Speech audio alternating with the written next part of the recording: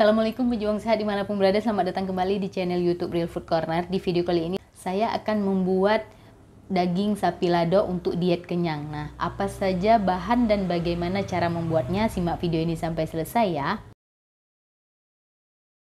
Bahan-bahan yang kita gunakan untuk membuat daging lado untuk diet kenyang ini, yang pertama ada dagingnya. Ini 1,5 ons kurang lebih ya. Saya menggunakan daging sapi.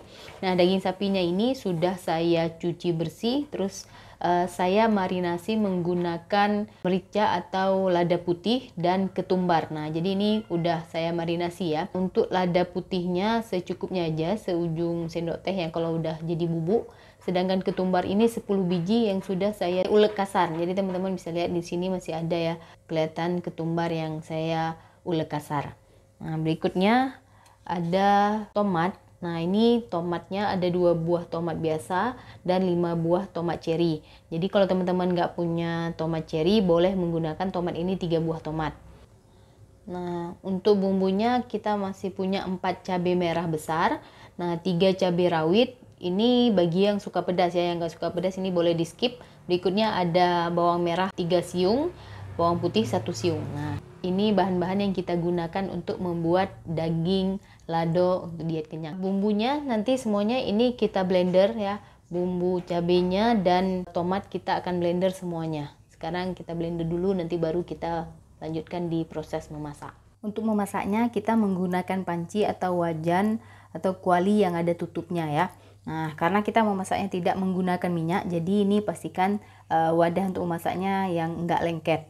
Nah, ini enggak ada minyak ya sama sekali. Sekarang kita masukkan dagingnya. Ini daging yang sudah dimarinasi dengan merica dan ketumbar tadi. Berikutnya kita masukkan bumbu-bumbu yang sudah saya jelaskan tadi sebelumnya. Jadi kayak berkuah gitu ya. Nah, ini kita masak sampai mengering dengan api sedang dan sambil ditutup. Jadi teman-teman nanti ini pada saat memasak sambil ditutup beberapa menit, dibuka, diaduk beberapa menit, ditutup lagi, diaduk lagi sampai bumbunya mengering. Nah, ini daging yang sudah kita rebus tadi ya menggunakan bumbu untuk ladonya dan sudah mengering seperti ini. Sekarang kita matikan kompornya. Lalu berikutnya kita tambahkan sedikit minyak zaitun. Nah, ini sekitar 1 sendok teh minyak zaitun ya.